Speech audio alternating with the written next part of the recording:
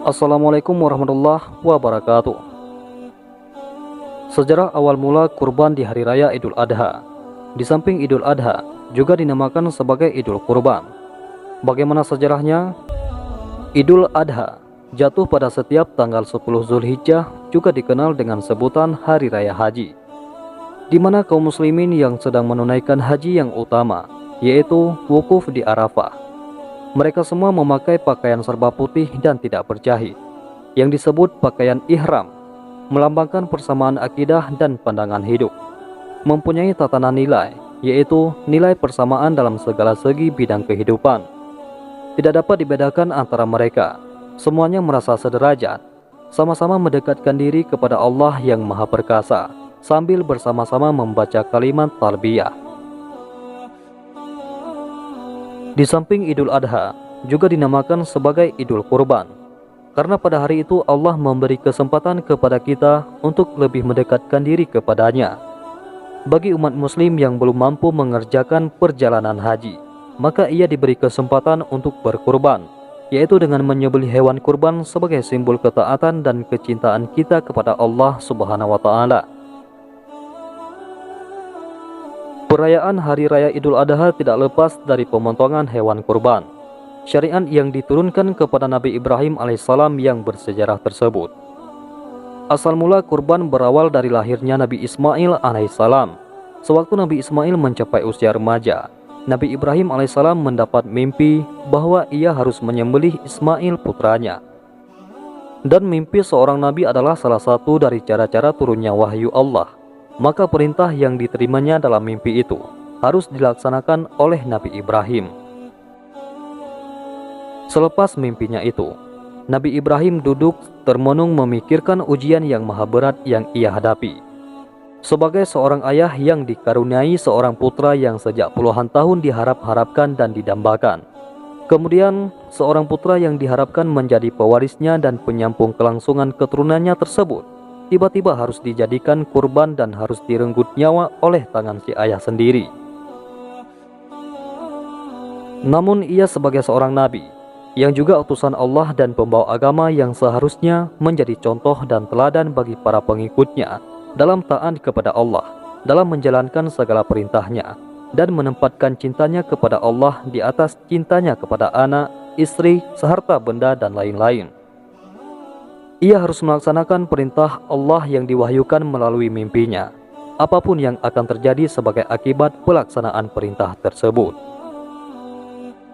Dalam kisahnya, Nabi Ibrahim berdoa kepada Allah Ta'ala untuk meminta keturunannya, yang tertuang dalam Al-Quran Surat As-Saffat ayat 100 yang berbunyi, "Ya Tuhanku, anugerahkanlah kepadaku seorang anak yang termasuk orang-orang yang soleh." Sungguh amat berat ujian yang dihadapi oleh Nabi Ibrahim. Namun sesuai dengan firman Allah yang bermaksud, Allah lebih mengetahui di mana dan kepada siapa dia mengamanatkan risalahnya. Nabi Ibrahim tidak membuang masa lagi. Berazam niat tetap akan menyembelih Nabi Ismail putranya sebagai kurban sesuai dengan perintah Allah yang telah diterimanya. Dan berangkatlah serta-merta Nabi Ibrahim menuju Mekah untuk menemui dan menyampaikan kepada putranya apa yang Allah perintahkan. Nabi Ismail sebagai anak yang soleh yang sangat taat kepada Allah dan bakti kepada orang tuanya. Ketika diberitahu oleh ayahnya maksud kedatangannya kali ini, tanpa ragu-ragu dan berpikir panjang, berkata kepada ayahnya, dan Nabi Ismail pun berkata, "Wahai ayahku, laksanakanlah apa yang telah diperintahkan oleh Allah kepadamu. Engkau akan menemuiku insya Allah sebagai seorang yang sabar dan patuh kepada perintahnya. Aku hanya meminta dalam melaksanakan perintah Allah itu, agar ayah mengikatku kuat-kuat, supaya aku tidak banyak bergerak sehingga menyusahkan ayah. Kedua, agar menanggalkan pakaianku supaya tidak terkena darah yang akan menyebabkan berkurangnya pahalaku dan terharunya ibuku bila melihatnya. Ketiga, tajamkanlah parangmu dan percepatkanlah pelaksanaan penyembelihan, agar meringankan penderitaan dan rasa pedihku. Dan yang terakhir, sampaikanlah salamku kepada ibuku. Berikanlah kepadanya pakaianku ini untuk menjadi penghiburnya dalam kesedihan, dan tanda mata serta kenang-kenangan baginya dari putra tunggalnya." Pesan Ismail kepada ayahnya. Kemudian dipeluknyalah Ismail dan dicium pipinya oleh Nabi Ibrahim, seraya berkata, "Bahagialah aku mempunyai seorang putra yang taat kepada Allah, bakti kepada orang tua yang dengan ikhlas hati menyerahkan dirinya untuk melaksanakan perintah Allah." Saat penyembelihan yang mengerikan telah tiba, diikatlah kedua tangan dan kaki Ismail. Dibaringkanlah ia di atas lantai. Lalu diambillah parang tajam yang sudah tersedia dan sambil memegang parang di tangannya, kedua mata Ibrahim yang tergenang air berpindah memandang dari wajah putranya ke parang yang mengilap di tangannya.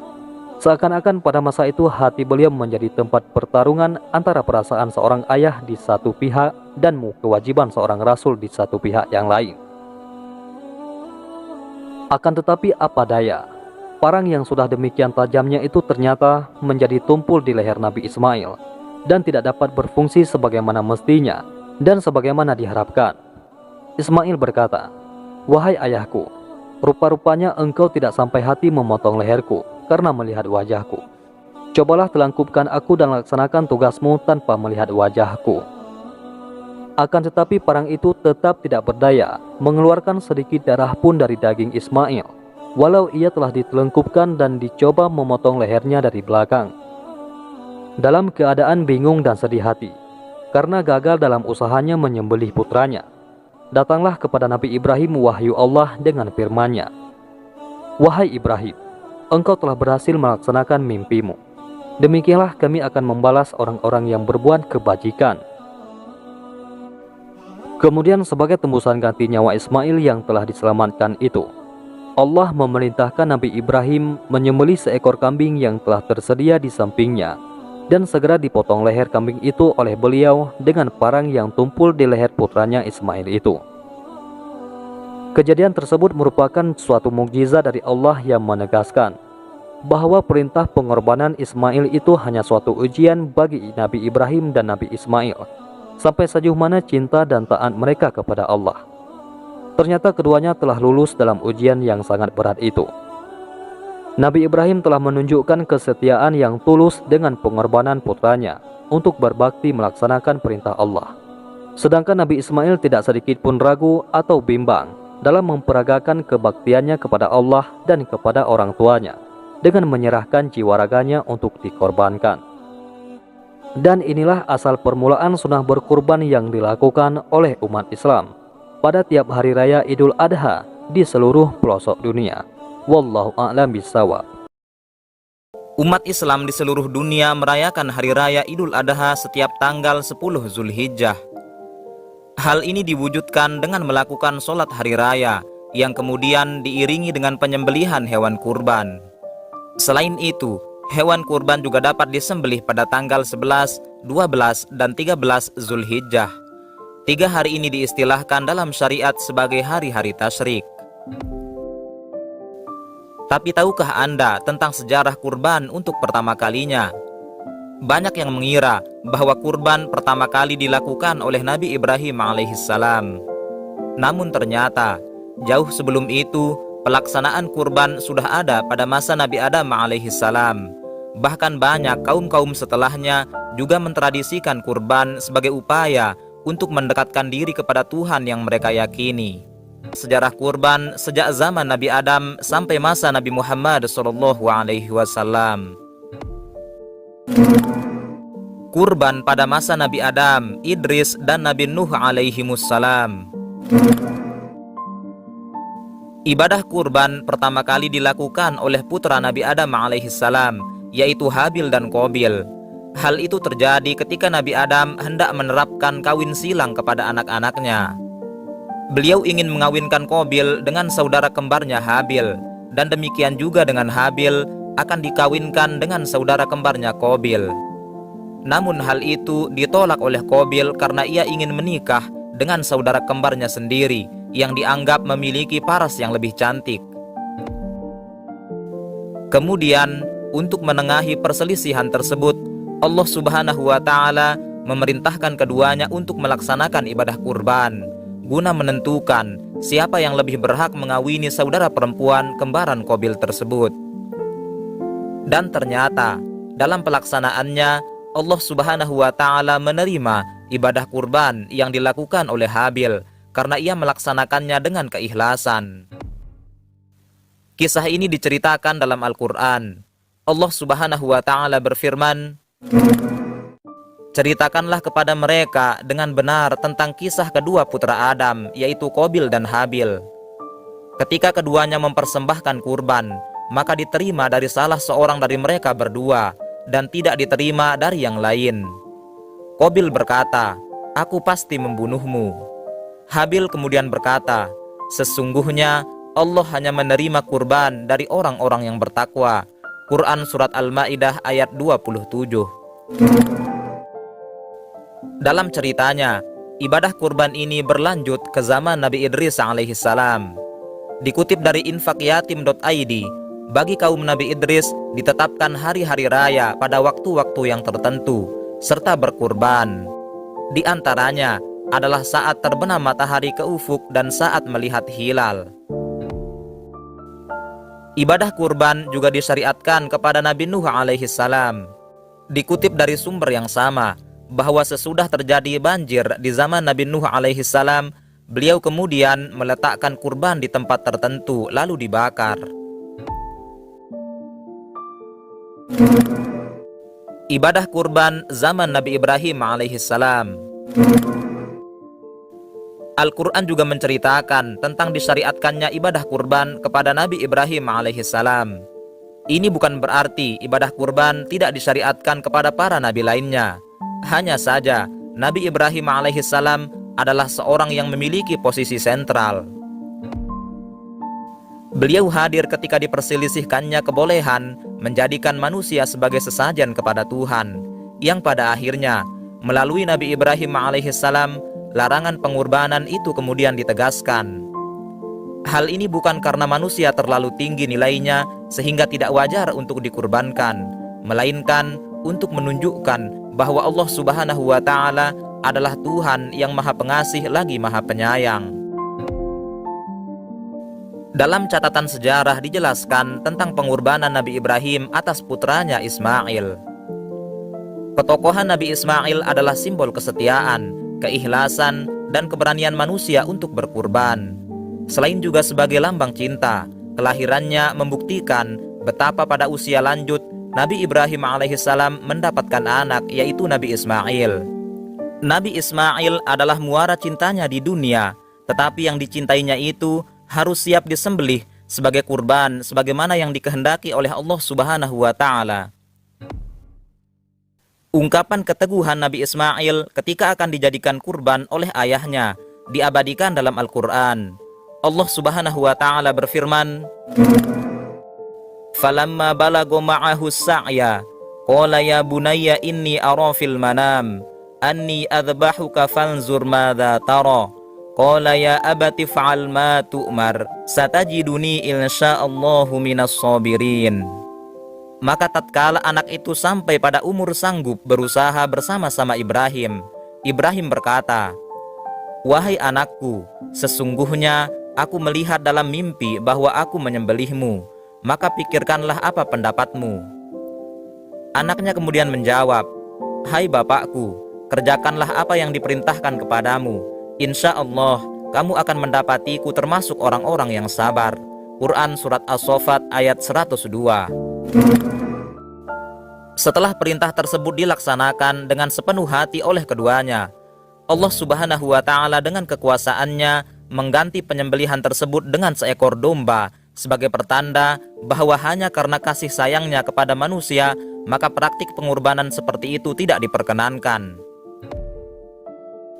Dan perlu untuk kita ketahui bahwa ibadah kurban yang dilakukan oleh Nabi Ibrahim inilah yang menjadi kelanjutan sekaligus sebagai contoh dalam pensyariatan kurban di masa Nabi Muhammad SAW.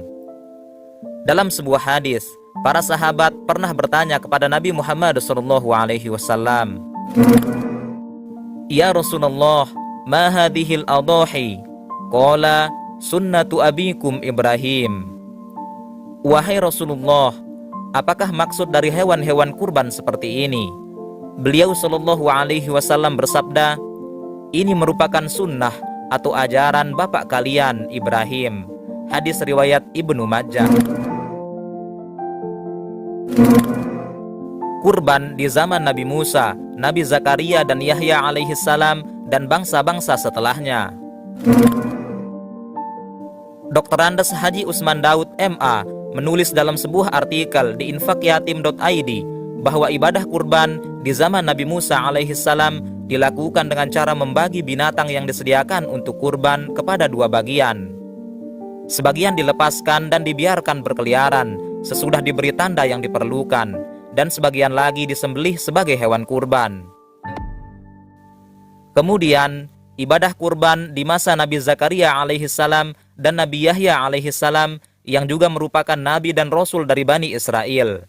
Dalam syariatnya, yang dijadikan kurban adalah binatang dan barang-barang lalu dibakar. Selanjutnya, kurban pada bangsa Yahudi dan Nasrani, yaitu dengan melakukan pengorbanan, membakar sesaji yang bertujuan untuk mengingat-ingat kesalahan, yaitu dengan menyembelih sapi dan kambing jantan yang mulus dan tidak cacat. Adapun kurban pada bangsa Arab jahiliyah, kurban mereka dipersembahkan untuk berhala-berhala yang mereka sembah. Ada binatang yang disembelih untuk berhala, dan ada binatang yang dilepas bebas berkeliaran juga untuk berhala, yaitu bahiroh, saibah, wasilah, dan ham. Cara mereka berkurban yaitu menyembelih binatang seperti unta, lalu kemudian mereka percikkan daging dan darahnya di Ka'bah. Teman-teman Tirpas yang dimuliakan Allah, lebih jauh lagi, bangsa Yunani juga membagikan daging kurban kepada mereka yang hadir untuk dijadikan berkat dan menyisihkan sebagiannya untuk keluarga mereka. Para ahli nujum menuangkan madu dan air dingin ketika menyuguhkan daging kurban tadi, yang diikuti oleh hadirin dengan memercikkan air mawar dalam lingkungan majelis yang mereka buat. Kurban yang dilakukan oleh bangsa-bangsa terdahulu tidak hanya berbentuk hewan, tetapi juga berbentuk pengorbanan manusia seperti kebiasaan bangsa Punisia, Suria, Parsi, Romawi, dan Mesir kuno. Tradisi ini terus berlanjut di masa Romawi hingga dikeluarkannya larangan pada tahun 587 Masehi. Demikianlah pelaksanaan kurban dalam berbagai bangsa menurut kepercayaan dan keyakinan mereka masing-masing. Turunnya perintah kurban untuk umat Nabi Muhammad SAW. Dalam Fiqhul Islam wa Adillatuh juz keempat, karya Profesor Dr. Wahbah Az-Zuhaili, disebutkan bahwa ibadah kurban disyariatkan pada tahun ketiga Hijriyah bersamaan dengan zakat dan sholat hari raya. Perintah kurban tersebut termaktub dalam Al-Quran, As-Sunnah, dan ijma' para ulama. Adapun landasan kurban dari Al-Quran adalah firman Allah Subhanahu wa Ta'ala, "Fasholli li rabbika wanhar," maka laksanakanlah sholat karena Tuhanmu dan berkurbanlah. Quran Surat Al-Kautsar ayat 2. Selain itu, dalil Al-Quran yang menjelaskan perintah kurban juga terdapat dalam Surat Al-Hajj ayat 36. Allah Subhanahu wa Ta'ala berfirman, "Wal budna ja'alnaha lakum min sya'airillah lakum fiha khair." Dan unta-unta itu kami jadikan untukmu bagian dari syiar agama Allah. Kamu banyak memperoleh kebaikan padanya. Sementara itu, landasan dari As-Sunnah salah satunya sebagaimana disebutkan dalam riwayat yang berasal dari Aisyah radhiyallahu anha. Rasulullah shallallahu alaihi wasallam bersabda, "Ma amila bnu Adam yauman nahri amalan ahabba ilallahi azza wa jal min hiraqati dam wa innahu la ya'ti yaumal qiyamati bikuruniha wa azlafiha wa ash'ariha wa inna dama la yaqa'u minallahi azza wa jal bimakanin qabla ayyaqa'a 'alal ardi fatibu biha nafsan." Dari Aisyah, Nabi sallallahu alaihi wasallam bersabda, "Tidaklah pada hari Nahr manusia beramal suatu amalan yang lebih dicintai oleh Allah Subhanahu wa Ta'ala daripada mengalirkan darah dari hewan kurban. Hewan kurban itu akan datang pada hari kiamat dengan tanduk, kuku, dan rambutnya. Dan sesungguhnya darah tersebut akan sampai kepada ridha Allah sebelum tetesan darah tersebut jatuh ke bumi. Maka bersihkanlah jiwa kalian dengan berkurban. Hadis riwayat Imam Ibnu Majah dan Imam At-Tirmidzi. Nabi Ibrahim dikenal sebagai bapak para nabi dan rasul. Beliau menjalani kehidupan yang penuh perjuangan dan ujian berat dari Allah Subhanahu wa Ta'ala. Pernahkah kalian membayangkan hidup di tengah masyarakat yang menyembah berhala? Nabi Ibrahim alaihi salam dibesarkan di lingkungan seperti itu. Namun, dengan keteguhan imannya, beliau berani menentang kemusyrikan dan menyerukan tauhid, yaitu keyakinan kepada Allah Subhanahu wa Ta'ala sebagai Tuhan yang Esa. Sepanjang hidupnya, Nabi Ibrahim alaihissalam menghadapi berbagai ujian yang berat. Beliau pernah ditentang oleh kaumnya, dibakar hidup-hidup, bahkan diuji untuk menyembelih putranya sendiri. Bagaimana Nabi Ibrahim alaihissalam bisa melewati ujian-ujian tersebut? Dan hikmah apa yang bisa kita ambil dari kisah beliau? Wajib tonton video ini sampai akhir. Kita akan mengulas kisah lengkap Nabi Ibrahim alaihissalam, mulai dari lahir, menghancurkan berhala, dibakar hidup-hidup, hingga ujian terberat beliau, yaitu menyembelih Nabi Ismail alaihissalam. Video ini penuh dengan kisah inspiratif dan hikmah yang bisa kita pelajari.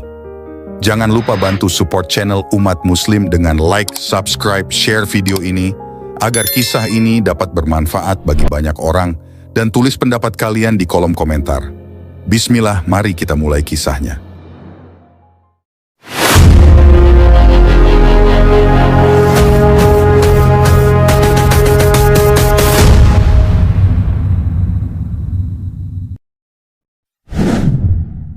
Nabi Ibrahim adalah seorang hamba Allah Subhanahu wa Ta'ala yang berhak diangkatnya menjadi Al-Khalil, kekasih Allah Subhanahu wa Ta'ala. Itu adalah derajat dari derajat-derajat kenabian yang kita tidak mengetahui nilainya. Kita juga tidak mengetahui bagaimana kita menyifatinya. Berapa banyak pernyataan-pernyataan manusia berkaitan dengan hal tersebut, namun rasa-rasanya ia laksana penjara yang justru menggelapkannya. Al-Quran Al-Karim tidak menceritakan tentang proses kelahirannya dan masa kecilnya Nabi Ibrahim. Kita mengetahui bahwa di masa Nabi Ibrahim, manusia terbagi menjadi 3 kelompok. Kelompok pertama menyembah patung-patung yang terbuat dari kayu dan batu. Kelompok kedua menyembah bintang dan bulan, dan kelompok ketiga menyembah raja-raja atau penguasa. Cahaya akal saat itu padam sehingga kegelapan memenuhi segala penjuru bumi. Akhirnya, kehausan bumi untuk mendapatkan rahmat dan kelaparannya terhadap kebenaran pun semakin meningkat. Dalam suasana yang demikianlah Nabi Ibrahim dilahirkan. Ia dilahirkan dari keluarga yang mempunyai keahlian membuat patung atau berhala. Disebutkan bahwa ayahnya meninggal sebelum ia dilahirkan, kemudian ia diasuh oleh pamannya, di mana pamannya itu menduduki kedudukan ayahnya. Nabi Ibrahim pun memanggil dengan sebutan-sebutan yang biasa ditujukan kepada seorang ayah. Ada juga yang mengatakan bahwa ayahnya tidak meninggal dan Azar adalah benar-benar ayahnya. Ada pendapat lain yang mengatakan bahwa Azar adalah nama salah satu patung yang cukup terkenal yang dibuat oleh ayahnya. Alhasil, Ibrahim berasal dari keluarga semacam ini. Kepala keluarga Ibrahim adalah salah seorang seniman yang terbiasa memahat patung-patung, sehingga profesi si ayah mendapatkan kedudukan istimewa di tengah-tengah kaumnya. Keluarga Nabi Ibrahim sangat dihormati. Dalam bahasa kita saat ini bisa saja ia disebut dengan keluarga aristokrat. Dari keluarga semacam ini, lahir seorang anak yang mampu menentang penyimpangan dari keluarganya sendiri. Menentang sistem masyarakat yang rusak, serta melawan berbagai macam ramalan para dukun, dan menentang penyembahan berhala dan bintang, serta segala bentuk kesyirikan. Akhirnya, beliau mendapatkan ujian berat saat beliau dimasukkan ke dalam api dalam keadaan hidup-hidup. Kita tidak ingin mendahului peristiwa tersebut. Kita ingin memulai kisah Nabi Ibrahim sejak masa kecilnya. Nabi Ibrahim semasa kecil. Nabi Ibrahim adalah seseorang yang akalnya cemerlang sejak beliau berusia muda. Allah Subhanahu wa Ta'ala menghidupkan hatinya dan akalnya dan memberinya hikmah sejak masa kecilnya. Nabi Ibrahim mengetahui saat beliau masih kecil bahwa ayahnya seseorang yang membuat patung-patung yang unik. Pada suatu hari, ia bertanya terhadap ciptaan ayahnya, kemudian ayahnya memberitahunya bahwa itu adalah patung-patung dari Tuhan-Tuhan. Nabi Ibrahim sangat keheranan melihat hal tersebut. Kemudian timbul dalam dirinya melalui akal sehatnya penolakan terhadapnya. Uniknya, Nabi Ibrahim justru bermain-main dengan patung itu saat ia masih kecil. Bahkan terkadang ia menunggangi punggung patung-patung itu, seperti orang-orang yang biasa menunggang keledai dan binatang tunggangan lainnya. Pada suatu hari, ayahnya melihatnya saat menunggang punggung patung yang bernama Marduk. Saat itu juga ayahnya marah dan memerintahkan anaknya agar tidak bermain-main dengan patung itu lagi. Ibrahim bertanya, "Patung apakah ini wahai ayahku? Kedua telinganya besar, lebih besar dari telinga kita." Ayahnya menjawab, "Itu adalah Marduk, Tuhan para Tuhan wahai anakku, dan kedua telinga yang besar itu sebagai simbol dari kecerdasan yang luar biasa." Ibrahim tampak tertawa dalam dirinya, padahal saat itu beliau baru menginjak usia 7 tahun. Injil Barnabas melalui lisan Nabi Isa menceritakan kepada kita bahwa Nabi Ibrahim mengejek ayahnya saat beliau masih kecil. Suatu hari, Ibrahim bertanya kepada ayahnya, "Siapa yang menciptakan manusia, wahai ayahku?" Si ayah menjawab, "Manusia karena akulah yang membuatmu, dan ayahku yang membuat aku."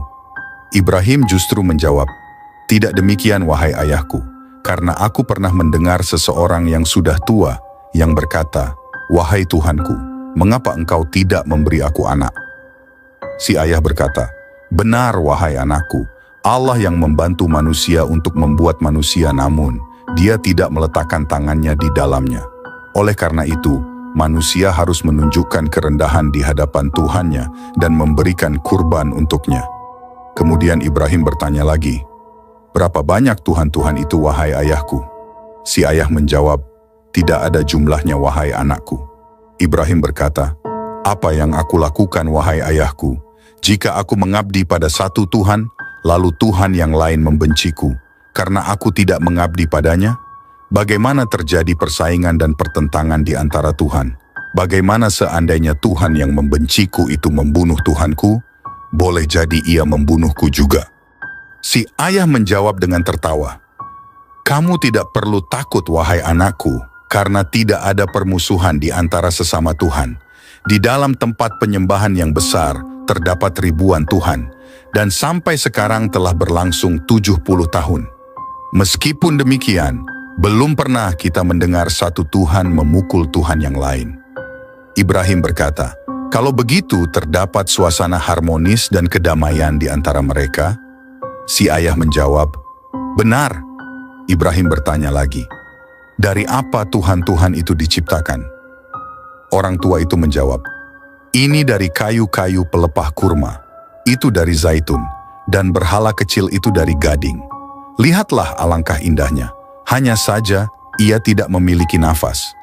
Ibrahim berkata, 'Jika para Tuhan tidak memiliki nafas, maka bagaimana mereka dapat memberikan nafas? Bila mereka tidak memiliki kehidupan, bagaimana mereka memberikan kehidupan? Wahai ayahku, pasti mereka bukan Allah.' Mendengar ucapan Ibrahim itu, sang ayah menjadi geram dan marah sambil berkata, 'Seandainya engkau sudah dewasa, niscaya aku pukul dengan kapak ini.' Ibrahim berkata, 'Wahai ayahku, jika para Tuhan membantu dalam penciptaan manusia, maka bagaimana mungkin manusia menciptakan Tuhan? Jika para Tuhan diciptakan dari kayu, maka membakar kayu merupakan kesalahan besar. Tetapi katakanlah, wahai ayahku, bagaimana engkau menciptakan Tuhan-Tuhan dan membuat baginya Tuhan yang cukup baik, namun bagaimana Tuhan-Tuhan membantumu untuk membuat anak-anak yang cukup banyak, sehingga engkau menjadi orang yang paling kuat di dunia?' Selesailah dialog antara Ibrahim dan ayahnya dengan terjadinya pemukulan oleh si ayah terhadap Ibrahim. Kemudian berlalulah hari demi hari dan Ibrahim menjadi besar. Sejak usia anak-anak, hati Ibrahim menanam rasa benci terhadap patung-patung yang dibuat oleh ayahnya sendiri. Ibrahim tidak habis mengerti bagaimana manusia yang berakal membuat patung-patung dengan tangannya sendiri. Kemudian setelah itu ia sujud dan menyembah terhadap apa yang dibuatnya. Nabi Ibrahim menghancurkan berhala. Semenjak kecil Nabi Ibrahim memang membenci berhala-berhala yang disembah sebagai Tuhan oleh ayahnya dan orang-orang Pasa masa itu. Pada suatu hari Ibrahim bersama ayahnya masuk di tempat penyembahan. Saat itu terjadi suatu pesta dan perayaan di hadapan patung-patung. Dan di tengah-tengah perayaan tersebut, terdapat seorang tokoh dukun yang memberikan pengarahan tentang kehebatan Tuhan berhala yang paling besar. Dengan suara yang penuh penghayatan, dukun itu memohon kepada patung agar menyayangi kaumnya dan memberi mereka rezeki. Tiba-tiba keheningan saat itu dipecah oleh suara Ibrahim yang ditujukan kepada tokoh dukun itu. "Hai tukang dukun, ia tidak akan pernah mendengarmu. Apakah engkau meyakini bahwa ia mendengar?" Saat itu manusia mulai kaget. Mereka mencari dari mana asal suara itu. Ternyata mereka mendapati bahwa suara itu suara Ibrahim. Lalu tokoh dukun itu mulai menampakkan kerisauan dan kemarahannya. Tiba-tiba si ayah berusaha menenangkan keadaan dan mengatakan bahwa anaknya sakit dan tidak mengetahui apa yang dikatakan. Lalu keduanya keluar dari tempat penyembahan itu.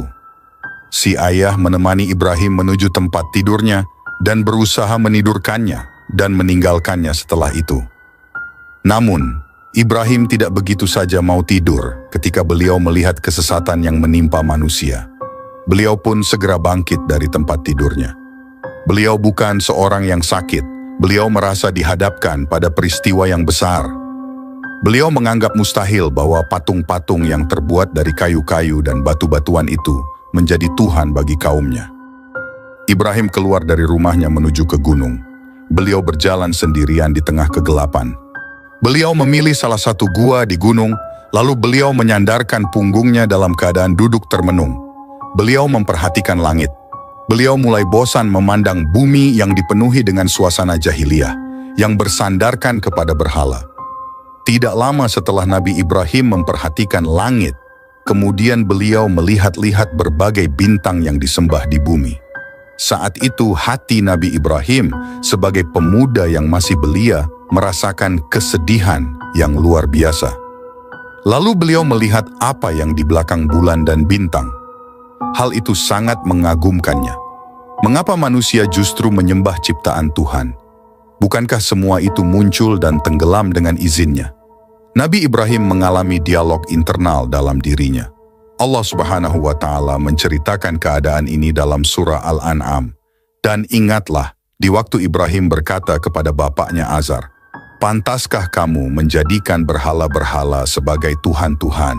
Sesungguhnya aku melihat kamu dan kaummu dalam kesesatan yang nyata. Dan demikianlah kami perlihatkan kepada Ibrahim tanda-tanda keagungan, kami yang terdapat di langit dan di bumi, dan kami memperlihatkannya, agar Ibrahim itu termasuk orang-orang yang yakin."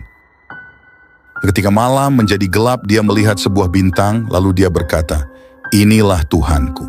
Tetapi tatkala bintang itu tenggelam, dia berkata, "Saya tidak suka kepada yang tenggelam." Al-Quran Surah Al-An'am 74-76. Kita ketahui bahwa di zaman Nabi Ibrahim, manusia menjadi 3 bagian. Sebagian mereka menyembah berhala, sebagian lagi menyembah bintang, dan sebagian yang lain menyembah para raja. Hari demi hari berlalu sejak saat itu. Nabi Ibrahim terus menentang para penyembah berhala, matahari, bulan, dan raja. Pada satu waktu terjadi perselisihan antara Nabi Ibrahim dengan kaumnya. Tentu yang termasuk orang yang paling menentang beliau dan marah kepada sikap beliau, itu adalah ayahnya dan pamannya yang mendidiknya laksana seorang ayah. Akhirnya, si ayah dan si anak terlibat dalam pergulatan yang sengit, di mana kedua-duanya dipisahkan oleh prinsip-prinsip yang berbeda. Si anak bertengger di puncak kebenaran bersama Allah Subhanahu wa Ta'ala. Sedangkan si ayah berdiri bersama kebatilan. Si ayah berkata kepada anaknya, "Sungguh besar ujianku kepadamu wahai Ibrahim. Engkau telah berkhianat kepadaku dan bersikap tidak terpuji kepadaku." Ibrahim menjawab, "Wahai Bapakku, mengapa kamu menyembah sesuatu yang tidak dapat mendengar, tidak melihat dan tidak dapat menolong kamu sedikit pun? Wahai Bapakku, sesungguhnya telah datang kepadaku sebagian ilmu pengetahuan yang tidak datang kepadamu, maka ikutilah aku, niscaya aku akan menunjukkan kepadamu jalan yang lurus. Wahai Bapakku, janganlah kamu menyembah setan, sesungguhnya setan itu durhaka kepada Tuhan yang Maha Pemurah. Wahai Bapakku, sesungguhnya aku khawatir bahwa kamu akan ditimpa azab dari Tuhan yang Maha Pemurah sehingga engkau menjadi kawan bagi setan." Al-Quran Surah Maryam ayat 42-45. Sang ayah segera bangkit, dan ia tak kuasa lagi untuk meledakkan amarahnya kepada Ibrahim. "Bencikah kamu kepada Tuhan-Tuhanku, hai Ibrahim? Jika kamu tidak berhenti, maka niscaya kamu akan aku rajam, dan tinggalkanlah aku buat waktu yang lama." Al-Quran Surah Maryam ayat 46. "Jika engkau tidak berhenti dari dakwahmu ini, sungguh aku akan merajammu, aku akan membunuhmu dengan pukulan batu. Demikian balasan siapapun yang menentang Tuhan. Keluarlah dari rumahku, aku tidak ingin lagi melihatmu, keluar." Akhirnya pertentangan itu membawa akibat pengusiran Nabi Ibrahim dari rumahnya, dan beliau pun terancam pembunuhan dan perajaman. Meskipun demikian, sikap Nabi Ibrahim tidak pernah berubah. Beliau tetap menjadi anak yang baik dan nabi yang mulia. Beliau berdialog dengan ayahnya dengan menggunakan adab para nabi dan etika para nabi. Ketika mendengar penghinaan, pengusiran, dan ancaman pembunuhan dari ayahnya, beliau berkata dengan lembut, "Semoga keselamatan dilimpahkan kepadamu. Aku akan meminta ampun bagimu kepada Tuhanku.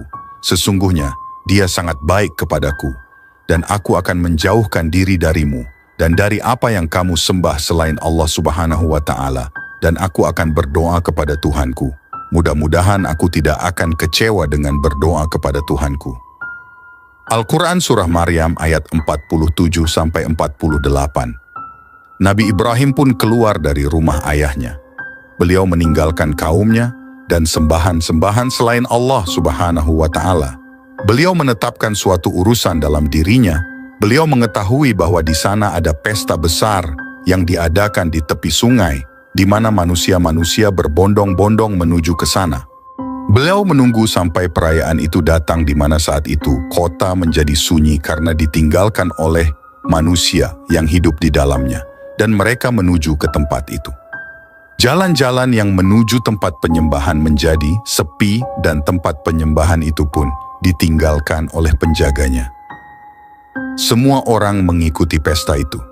Dengan penuh hati-hati, Ibrahim memasuki tempat penyembahan dengan membawa kapak yang tajam. Ibrahim melihat patung-patung Tuhan yang terukir dari batu-batu dan kayu-kayu. Ibrahim pun melihat makanan yang diletakkan oleh manusia di depannya sebagai hadiah dan nazar. Ibrahim mendekat pada patung-patung itu. Kepada salah satu patung dengan nada bercanda ia berkata, "Makanan yang ada di depanmu, hai patung, telah dingin. Mengapa engkau tidak memakannya?" Namun patung itu tetap membisu.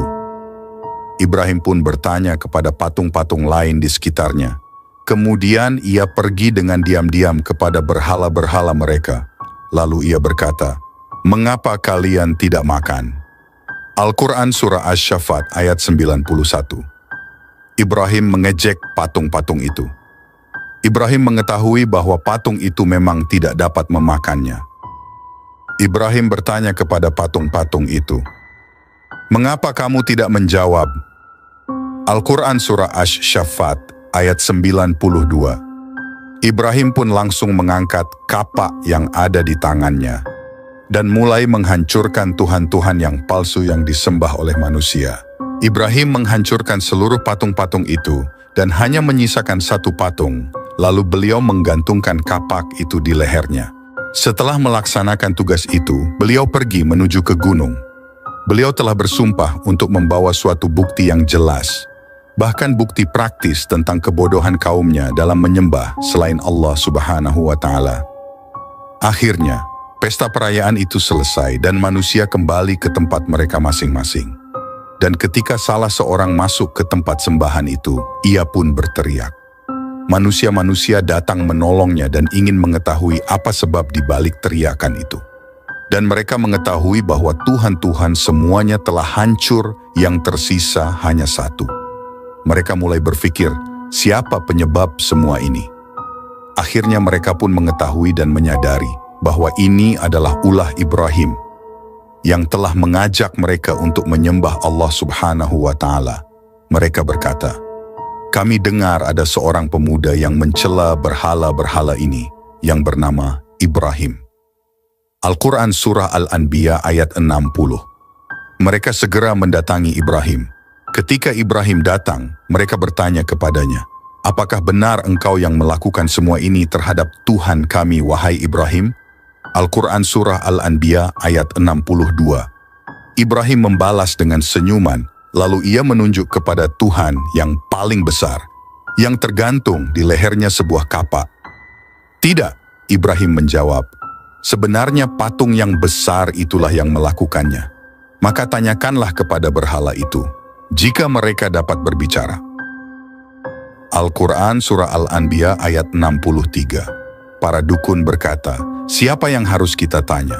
Ibrahim menjawab, "Tanyalah kepada Tuhan kalian."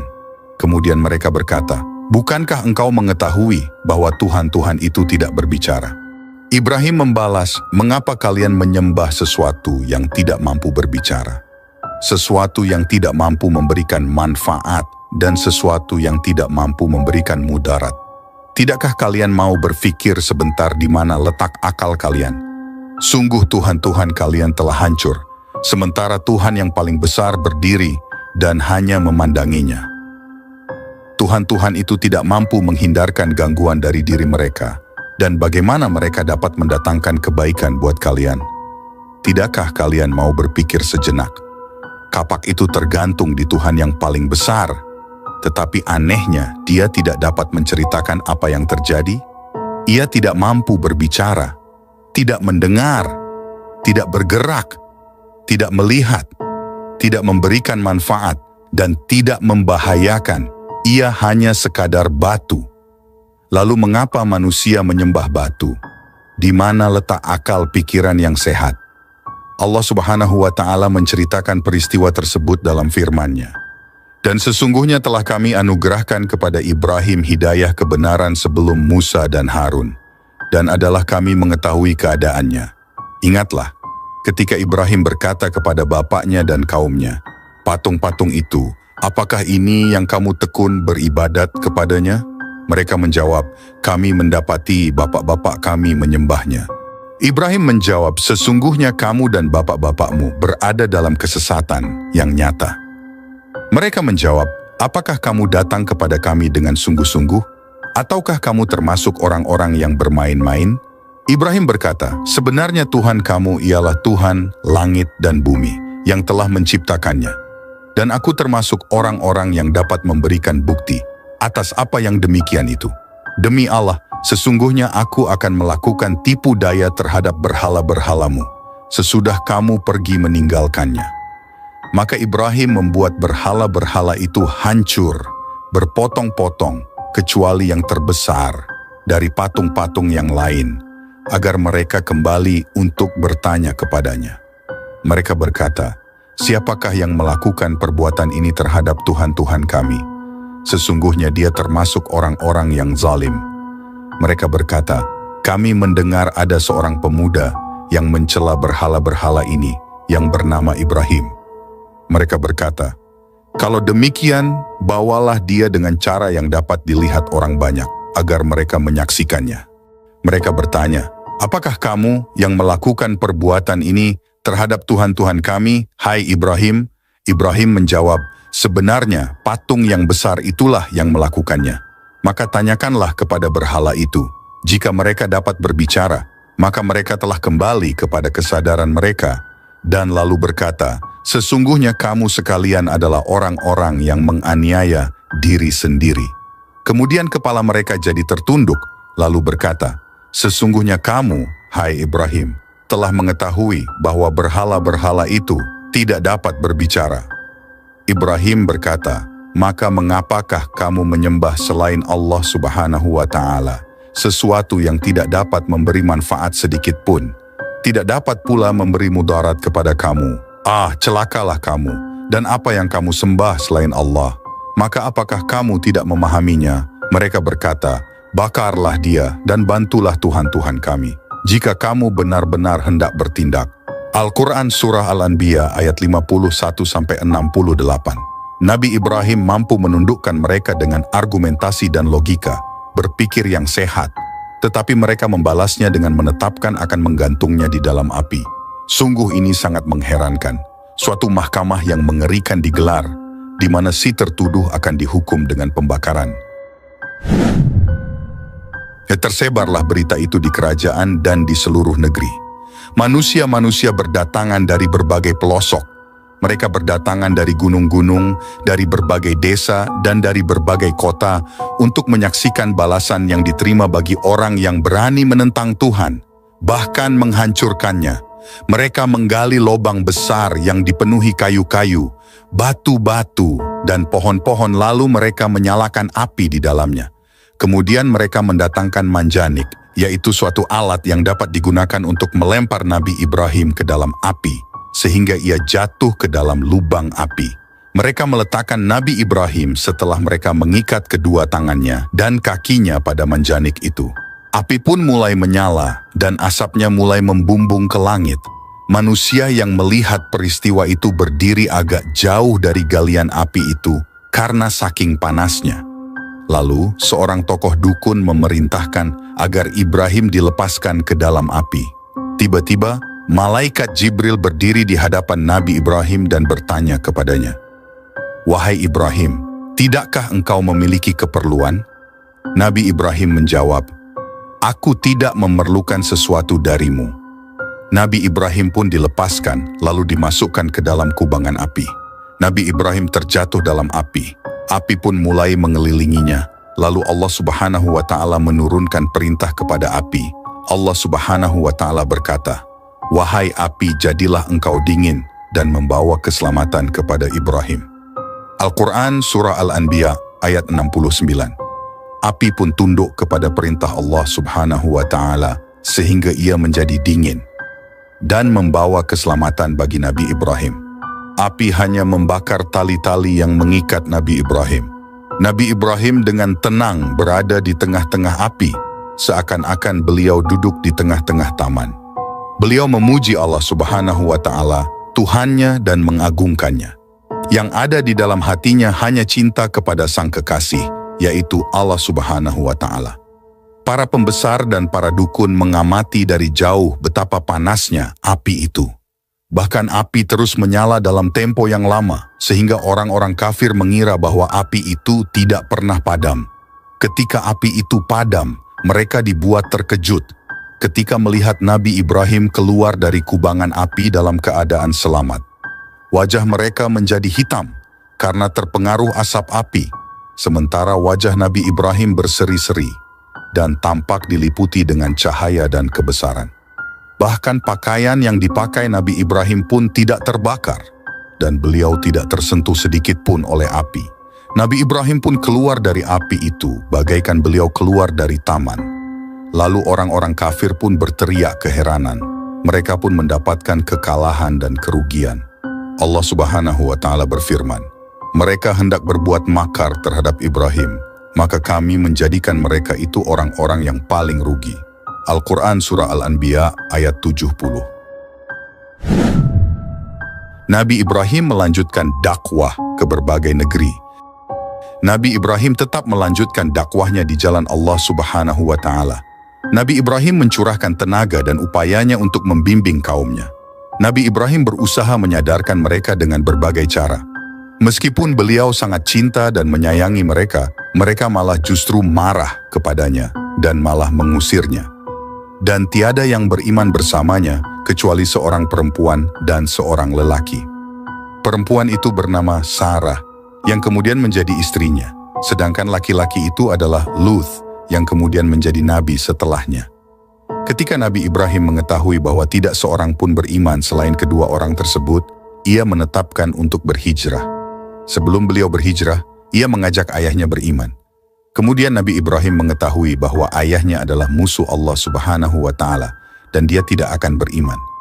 Nabi Ibrahim pun berlepas diri darinya dan memutuskan hubungan dengannya.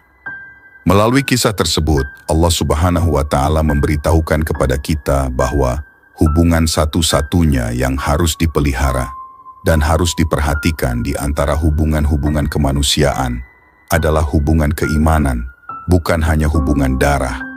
Allah Subhanahu wa Ta'ala berfirman dalam surah At-Taubah, dan permintaan ampun dari Ibrahim kepada Allah untuk bapaknya tidak lain hanyalah karena suatu janji yang telah diikrarkannya kepada bapaknya itu. Maka tatkala jelas bagi Ibrahim bahwa bapaknya itu adalah musuh Allah Subhanahu wa Ta'ala, maka Ibrahim berlepas diri darinya. Sesungguhnya Ibrahim adalah seorang yang sangat lembut hatinya lagi penyantun. Al-Quran Surah At-Taubah ayat 114. Nabi Ibrahim keluar meninggalkan negerinya dan memulai petualangannya dalam hijrah.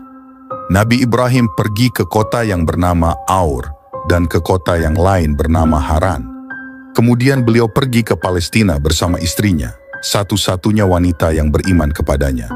Beliau juga disertai Lut, satu-satunya lelaki yang beriman kepadanya. Allah Subhanahu wa Ta'ala berfirman, maka Lut membenarkan kenabiannya dan berkatalah Ibrahim, sesungguhnya aku akan berpindah ke tempat yang diperintahkan Tuhanku kepadaku. Sesungguhnya dialah yang maha perkasa, lagi maha bijaksana. Al-Quran Surah Al-Ankabut ayat 26. Setelah ke Palestina, Nabi Ibrahim pergi ke Mesir.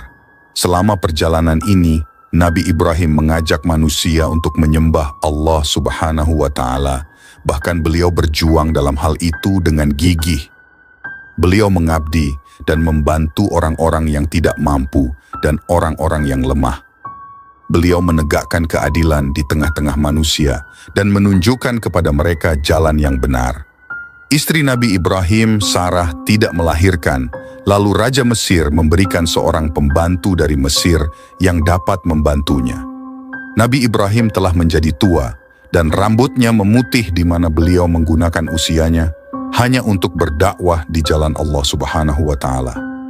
Sarah berpikir bahwa ia dan Nabi Ibrahim tidak akan mempunyai anak, lalu ia berpikir bagaimana seandainya wanita yang membantunya itu dapat menjadi istri kedua dari suaminya. Wanita Mesir itu bernama Hajar.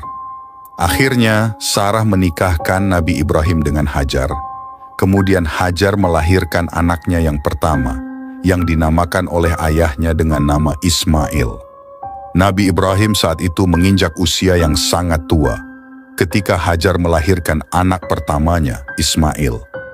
Nabi Ibrahim hidup di bumi Allah Subhanahu wa Ta'ala dengan selalu menyembahnya, bertasbih dan menyucikannya. Kita tidak mengetahui berapa jauh jarak yang ditempuh Nabi Ibrahim dalam perjalanannya. Beliau adalah seorang musafir di jalan Allah Subhanahu wa Ta'ala. Seorang musafir di jalan Allah Subhanahu wa Ta'ala menyadari bahwa hari-hari di muka bumi sangat cepat berlalu. Kemudian ditiupkan sangkakala, lalu terjadilah hari kiamat dan kemudian hari kebangkitan. Pada suatu hari Nabi Ibrahim bangun, lalu beliau memerintahkan istrinya, Hajar, untuk membawa anaknya bersiap-siap untuk melalui perjalanan panjang. Setelah beberapa hari, dimulailah perjalanan Nabi Ibrahim bersama istrinya, Hajar, beserta anak mereka, Ismail. Saat itu Ismail masih menyusu pada ibunya. Nabi Ibrahim berjalan di tengah-tengah tanah yang penuh dengan tanaman, melewati gurun dan gunung-gunung. Kemudian, beliau memasuki tanah Arab. Nabi Ibrahim menuju ke suatu lembah yang di dalamnya tidak ada tanaman, tidak ada buah-buahan, tidak ada pepohonan, tidak ada makanan dan tidak ada air. Lembah itu kosong dari tanda-tanda kehidupan. Nabi Ibrahim sampai ke lembah, lalu beliau turun dari atas punggung hewan tunggangannya. Lalu beliau menurunkan istrinya dan anaknya dan meninggalkan mereka di sana. Mereka hanya dibekali dengan makanan dan sedikit air yang tidak cukup untuk kebutuhan 2 hari. Ketika beliau mulai meninggalkan mereka dan berjalan, tiba-tiba istrinya segera menyusulnya dan berkata kepadanya, "Wahai Ibrahim, kemana engkau pergi?" "Mengapa engkau meninggalkan kami di lembah ini, padahal di dalamnya tidak terdapat sesuatu pun?" Nabi Ibrahim tidak segera menjawab dan ia tetap berjalan. Istrinya pun kembali mengatakan perkataan yang dikatakan sebelumnya. Namun Nabi Ibrahim tetap diam. Akhirnya si istri memahami bahwa Nabi Ibrahim tidak bersikap demikian, kecuali mendapat perintah dari Allah Subhanahu wa Ta'ala. Kemudian si istri bertanya, apakah Allah Subhanahu wa Ta'ala memerintahkannya yang demikian ini? Nabi Ibrahim menjawab, benar. Istri yang beriman itu berkata, kalau begitu kita tidak akan disia-siakan. Nabi Ibrahim menuju ke tempat di suatu gunung, lalu beliau mengangkat kedua tangannya untuk berdoa kepada Allah Subhanahu wa Ta'ala. Ya Tuhan kami, sesungguhnya aku telah menempatkan sebagian keturunanku di lembah yang tidak mempunyai tanam-tanaman di dekat rumah Engkau, Baitullah, yang dihormati. Al-Quran Surah Ibrahim ayat 37. Saat itu Baitullah Ka'bah belum dibangun. Terdapat hikmah yang tinggi dalam perjalanan yang penuh dengan misteri ini. Ismail ditinggalkan bersama ibunya di tempat ini. Ismail lah yang akan bertanggung jawab bersama ayahnya dalam pembangunan Ka'bah. Hikmah Allah Subhanahu wa Ta'ala menuntut untuk didirikannya suatu bangunan di lembah itu dan dibangun di dalamnya Baitullah, di mana kita akan menuju ke sana dan menghadap kepadanya saat kita sholat. Nabi Ibrahim meninggalkan istrinya dan anaknya yang masih menyusu di padang Sahara. Ibu Ismail menyusui anaknya dan mulai merasakan kehausan. Saat itu matahari bersinar sangat panas dan membuat manusia mudah merasa haus. Setelah 2 hari, habislah air dan keringlah susu si ibu. Hajar dan Ismail merasakan kehausan dan makanan telah tiada, sehingga saat itu mereka merasakan kesulitan yang luar biasa. Ismail mulai menangis kehausan dan ibunya meninggalkannya untuk mencarikan air. Si ibu berjalan dengan cepat hingga sampai di suatu gunung yang bernama Syafa. Ia menaikinya dan meletakkan kedua tangannya di atas keningnya untuk melindungi kedua matanya dari sengatan matahari. Ia mulai mencari-cari sumber air atau sumur atau seseorang yang dapat membantunya atau kafilah atau musafir yang dapat menolongnya atau berita, namun semua harapannya itu gagal. Ia segera turun dari Syafa dan ia mulai berlari dan melalui suatu lembah dan sampai ke suatu gunung yang bernama Marwah. Ia pun mendakinya dan melihat apakah ada seseorang, tetapi ia tidak melihat ada seseorang. Si ibu kembali ke anaknya dan ia masih mendapatinya dalam keadaan menangis dan rasa hausnya pun makin bertambah.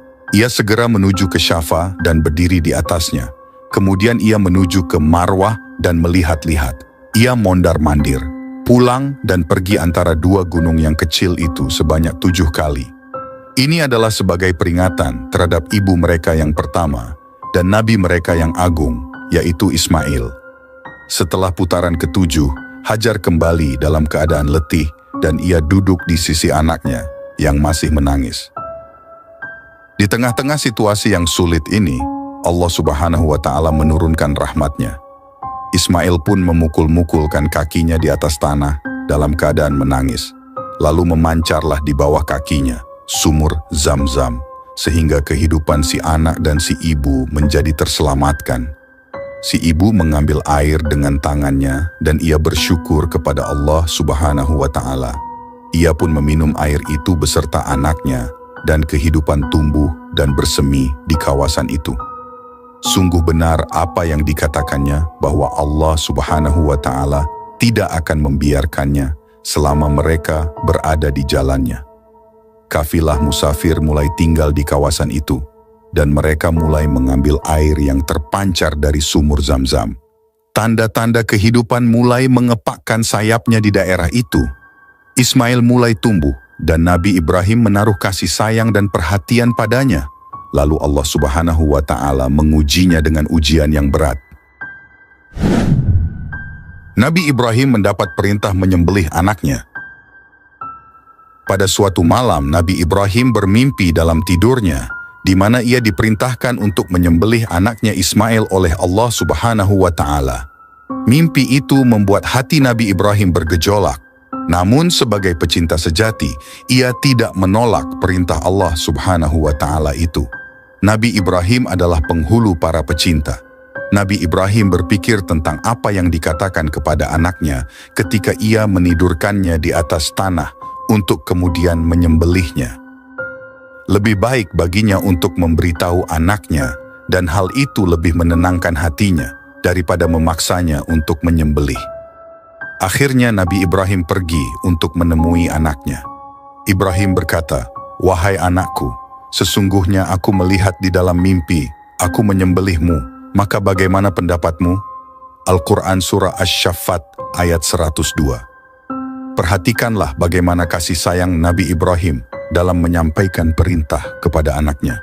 Lah menyerahkan urusan itu kepada anaknya. Apakah anaknya akan menaati perintah tersebut?